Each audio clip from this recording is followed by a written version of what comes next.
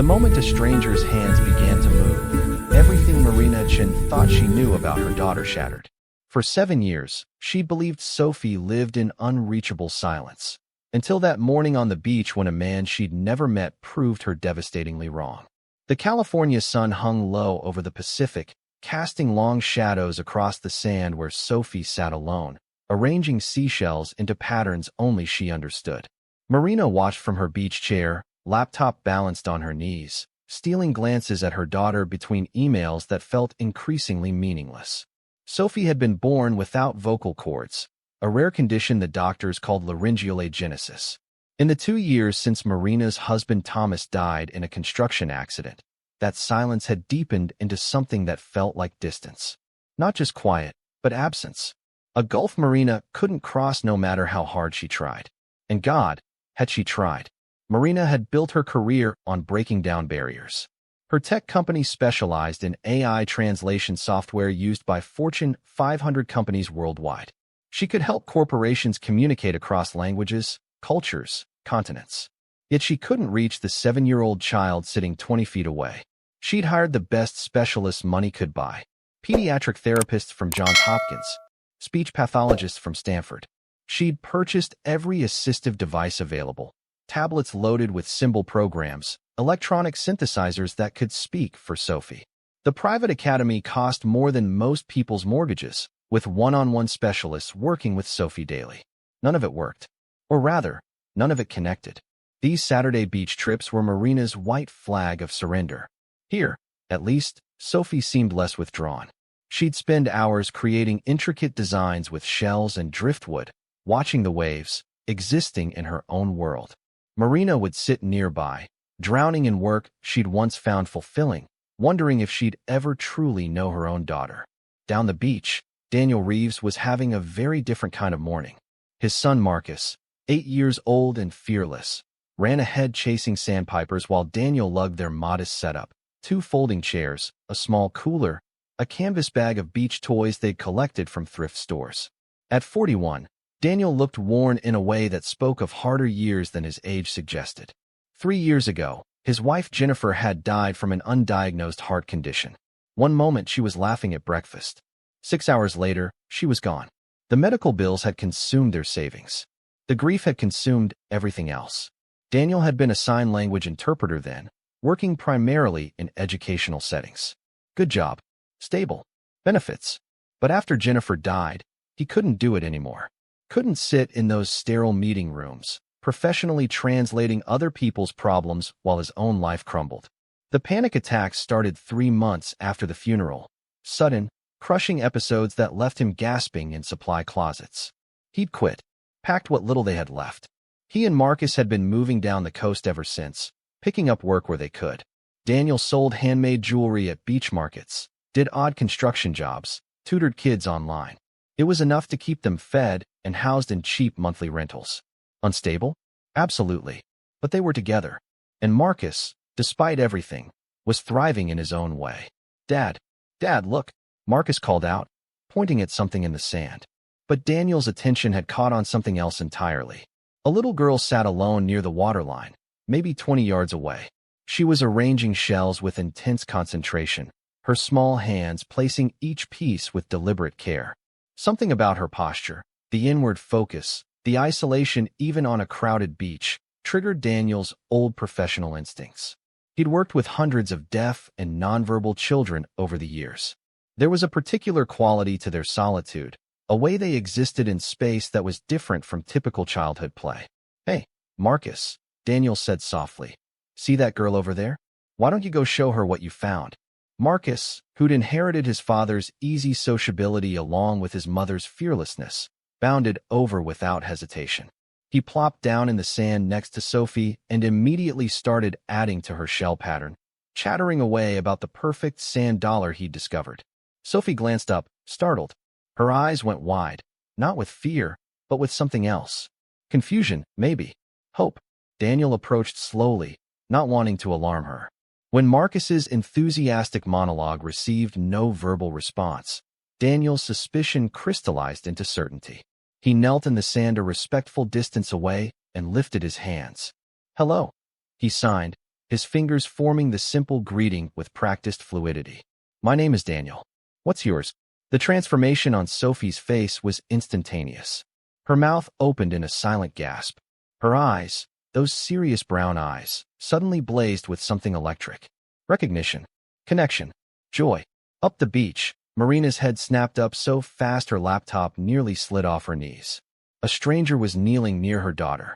Her body moved on instinct. She was halfway to her feet when she saw it. Sophie's hands were moving. Clumsy. Hesitant. But unmistakably deliberate. She was signing back. Marina stood frozen, her heart hammering against her ribs. In 7 years, she had never seen her daughter do that. You know sign language? Daniel signed and spoke simultaneously, including both children in the conversation. Sophie nodded vigorously. Her hands moved again, slower this time, concentrating hard on each gesture. Daniel's face broke into a warm smile.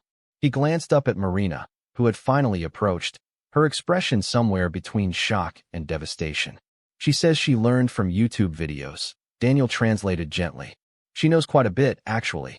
She's been teaching herself. Marina's legs felt unsteady. I didn't know. I didn't know she could do that. The words came out barely above a whisper. In her mind, a montage played at devastating speed. All the nights she'd worked late while Sophie was home with nannies. All the expensive devices left untouched. All the specialists who'd recommended vocal therapy, electronic aids, structured programs.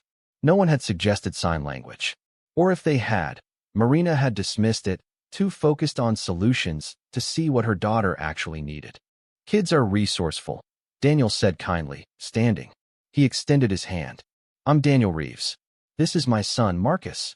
Marina Chun. Her voice had found its CEO steadiness again, though her hands trembled slightly. This is Sophie. Marcus had already returned to the shell arrangement, and Sophie was watching him with an expression Marina hadn't seen in months. Maybe years. Interest. Engagement. The beginning of a smile. You're very skilled with sign language, Marina said, needing to fill the awkward silence with something other than her own shame. I used to be an interpreter. Worked mainly in schools. Daniel's tone was matter-of-fact, not boastful. Before life got complicated.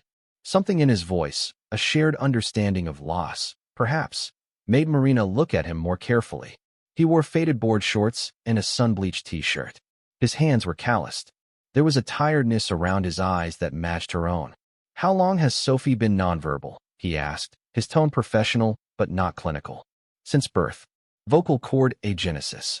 Marina's response was automatic, practiced from years of medical consultations. I've tried everything. Therapy, devices, specialized schools. Nothing's worked. Different approaches work for different kids, Daniel said carefully. Then he demonstrated a few signs, simple ones. Mother. Love. Ocean. Happy. Marina watched, transfixed. His movements had a grace to them, an expressiveness that made the gestures seem like poetry rather than mere communication.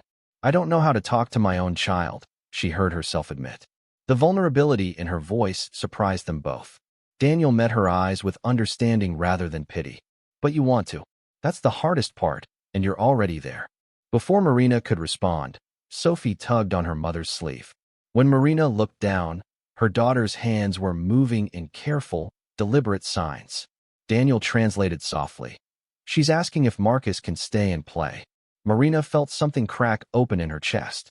When was the last time Sophie had asked for anything? Expressed any want or preference? Of course, Marina managed. Then, impulsively, would you both like to join us for lunch? There's a restaurant just up the beach. Please. It's the least I can do. Daniel hesitated, glancing at Marcus, whose clothes were already sand-covered and whose enthusiasm was palpable. We're not exactly dressed for. Neither are we, Marina interrupted with a small smile. Please. An hour later, they sat at a weathered wooden table on the restaurant's deck, ocean wind tingling their hair, while Sophie and Marcus communicated in their own developing language, a mix of signs, drawings on paper napkins, and animated expressions. Sophie's face was transformed. Alive. Laughing silently at Marcus's jokes, signing responses that made the boy giggle. Marina couldn't stop watching, drinking in this version of her daughter like someone dying of thirst. She's been studying really hard, Daniel observed, watching the children. Her signing is remarkably advanced for someone self-taught. I should have known, Marina murmured. I should have seen it. You're seeing it now. Daniel's voice was gentle. That's what matters. He shared his own story then. Jennifer's sudden death, the financial collapse, leaving his career because panic attacks made it impossible to function professionally. The 3 years of drifting down the coast with Marcus, selling jewelry at beach markets, living in monthly rentals, always one emergency away from real trouble. I couldn't stay in our apartment, he explained, hands wrapped around a water glass. Everywhere I looked, I saw her. Her coffee mug. The park where she'd push Marcus on the swings. I thought if I kept moving, the grief wouldn't catch up. Did it work? Marina asked quietly. Daniel's laugh held no humor. What do you think? Marina studied him.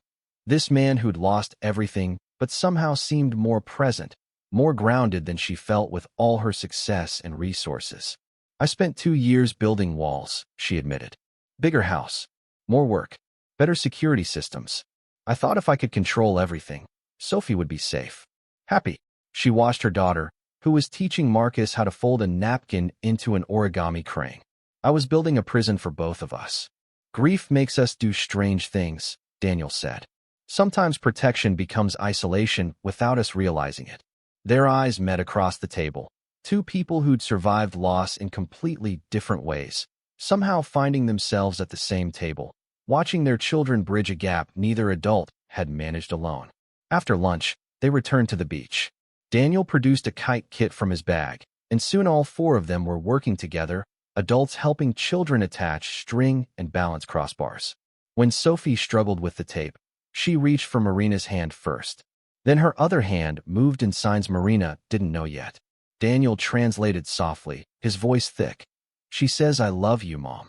Marina pulled Sophie into her arms, 7 years of unspoken words flooding through her in a wave that felt like drowning and breathing for the first time simultaneously.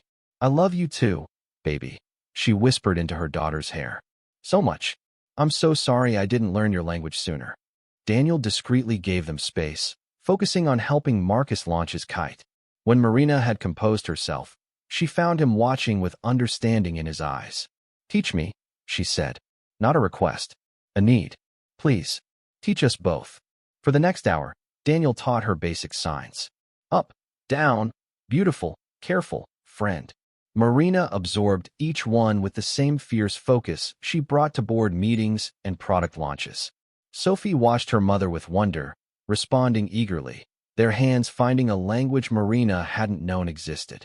When their kites soared above the beach, Marcus's red, Sophie's blue, and one yellow one the adults had made together, Marina felt something she hadn't experienced since before Thomas died. Not happiness exactly. Something more fundamental. Hope. As the afternoon stretched toward evening, Marina found herself extending an invitation that would have been unthinkable 24 hours ago. "Our house isn't far from here. Would you both come for dinner?" Daniel hesitated, reading the deeper invitation beneath the surface request. The beginning of something neither could name yet. "We'd like that," he said finally. When they pulled up to Marina's glass and steel mansion overlooking the ocean, Daniel's eyes widened slightly. 6,000 square feet of architectural magazine perfection. The kind of wealth that existed in a different universe from monthly rentals and beach market jewelry sales. But Marcus just whispered, "Wow." And Sophie was already pulling him toward her backyard playhouse. And somehow the gap between their worlds seemed less important than the connection being forged. Over dinner on the terrace, grilled salmon, roasted vegetables, the kind of casual elegance Marina's housekeeper made look effortless. They talked about everything and nothing. Marcus told elaborate stories with his hands and voice. Sophie responded in signs that Daniel translated. Marina asked questions she'd never known to ask before. As darkness fell and pool lights cast blue shadows across their faces, Daniel's son called Marina Mom by accident, then immediately looked mortified. "I'm sorry, I didn't mean." "It's okay, Marcus," Marina said gently, her heart aching for this boy who'd lost his mother too young. "I don't mind at all." Later, standing by the pool after the children had run off to play, Marina and Daniel found themselves alone. "I could hire you," she said suddenly, "to teach us both. Properly. I could." "This isn't my world, Marina." Daniel gestured at the mansion, the infinity pool, the view that probably cost more than he'd earn in 5 years. Then make it yours, she said simply. Before he could respond, the children came racing back, Marcus clutching a toy Sophie had gifted him. The pure joy on both their faces, connection without words, friendship without barriers, said everything that needed saying. Something was beginning here. Something neither Marina nor Daniel had been looking for, but both desperately needed. When they finally said goodbye, exchanging numbers just in case, the air between them hummed with possibility. 3 days later, Marina drove back to the beach alone, a sign language textbook on her passenger seat. She found Daniel packing up his vendor cart, handmade jewelry glinting in the late afternoon sun. "Teach me," she said, holding up the book. "Not as a job, as a friend." Daniel's expression shifted, surprise melting into something warmer. "I'm terrified most days," he admitted suddenly. "That I'm failing Marcus. That we'll never have stability. That I'm not enough for him." "You are enough," Marina said firmly. "I saw how he looks at you." She stepped closer, raised her hands, and signed carefully. "Thank you for helping my daughter smile." Daniel's eyes widened, then warmed with appreciation for her effort. Marina closed the distance and hugged him, spontaneous, entirely unlike her usual reserved nature. His arms wrapped around her after a moment of surprise, strong and certain. When they pulled apart, both were slightly breathless. "Same spot this weekend?" Daniel asked. "We'll be here," Marina promised. The weeks that followed fell into a pattern that felt both miraculous and inevitable. Every Saturday, the four of them met at the beach. Every Sunday, Daniel came to Marina's house for sign language lessons that became something more: shared meals, swimming, long conversations while the children played. Marina practiced every night after Sophie went to bed, her hands forming the silent language that was giving her back her daughter. Sophie transformed before their eyes. The withdrawn child who'd traced patterns in solitude now greeted each day with enthusiasm, her hands constantly moving, expressing thoughts and feelings Marina had never known existed within her. One Sunday afternoon, Sophie presented Daniel with a gift, a bracelet woven from beach grass and tiny shells. Her hands moved in signs Marina now understood. "Thank you for helping my mom smile." Watching them, Marina realized the truth. Daniel hadn't just taught them sign language. He'd taught them how to be a family again. By late August, as summer wound down, the comfortable rhythm they'd established faced its first real test. Daniel called one Tuesday evening, his voice strained. "I've been offered a job. In Oregon, teaching at a school for the deaf." Marina's heart plummeted, though she kept her voice steady. "That's wonderful. When do you leave?" "Next week." The words hung between them, heavy with everything unsaid. Marina said all the appropriate things: congratulations, best wishes, promises to stay in touch. But after hanging up, she sat in her perfect living room and cried for the first time since Thomas died. When she told Sophie, her daughter's face crumpled in silent anguish. That night, Sophie refused dinner, curling around a photo from the beach, her whiteboard message breaking Marina's heart. "I miss Daniel already." The next day, Marina made a decision. She found Daniel on the beach, packing up his cart. When he saw her, his expression was guarded, preparing for goodbye. "Stay," Marina signed and spoke simultaneously. "Stay with us." Daniel's eyes widened. "Marina, I can't just." "There's a school for deaf children 20 minutes from here," she interrupted. "They're always looking for qualified interpreters." I checked. She stepped closer. "I'm not asking you to move in or make promises. I'm just asking you to stay close while we figure out what this is." "I don't have your resources," Daniel said quietly. "I can't give Marcus the kind of life." "He doesn't need my money," Marina cut in. "He needs his father. And Sophie needs you. And," she took a breath, "I need you." The vulnerability in her admission hung in the salt air between them. Finally, Daniel's hand found hers. "Okay," he said simply. "Okay." The transition was gradual. Daniel found an affordable apartment nearby, accepted a position at the local school. But he was at Marina's house almost daily, for dinner, for weekend barbecues, for the quiet routines that build real families. By December, Marcus had his own room in Marina's house. Sophie had transferred to Daniel's school, where she flourished among peers who shared her language. Marina left work earlier, delegated more, attended school plays and parent meetings instead of board dinners. Her company didn't collapse. If anything, her leadership improved, informed by hard-won lessons about real communication. One evening, she organized a community workshop called Bridge the Silence, teaching basic sign language to parents of nonverbal children. Daniel led the training, his natural teaching ability making nervous parents feel capable. At the end, Sophie took the stage, her hands moving confidently as she signed to the room. "Thank you for learning with us. When you learn our language, you show your love." Marina watched from the sidelines, tears streaming freely. This confident child, addressing a room full of strangers, she was worlds away from the withdrawn girl who'd sat alone drawing patterns in the sand. That spring, nearly a year after their first meeting, Daniel suggested returning to that beach where it all began. The children raced ahead, Marcus now fluent in sign language, the two of them communicating in their own hybrid code. Daniel took Marina's hand as they walked. "Do you ever think about how close we came to never meeting?" Marina squeezed his fingers. "I try not to. It terrifies me." They stopped where the children were building an elaborate sandcastle. Sophie looked up and signed. "Come help us." Daniel turned to Marina, suddenly serious. He knelt in the sand before her, his hands moving as he spoke. "Marina-chun, will you marry me?" Marina's laugh bubbled through her tears, her hands forming the answer without hesitation. "Yes." Sophie and Marcus abandoned their castle, racing over to envelope them in a joyous, sandy hug. Their wedding took place on that same beach 3 months later. Simple ceremony, bare feet in the sand, vows spoken aloud and signed simultaneously. As the sun set over the Pacific, casting gold across the water, the four of them stood at the shore's edge. Sophie and Marcus splashed in the gentle surf, while Daniel wrapped his arms around Marina from behind. "Happy," he signed against her shoulder. Marina turned in his embrace. No words necessary as she signed her response. Complete. For broken hearts had found each other on this beach. Through hands that spoke when voices couldn't, through courage and vulnerability, they built something beautiful from separate sorrows. A family defined not by blood or circumstance, but by the universal language of love.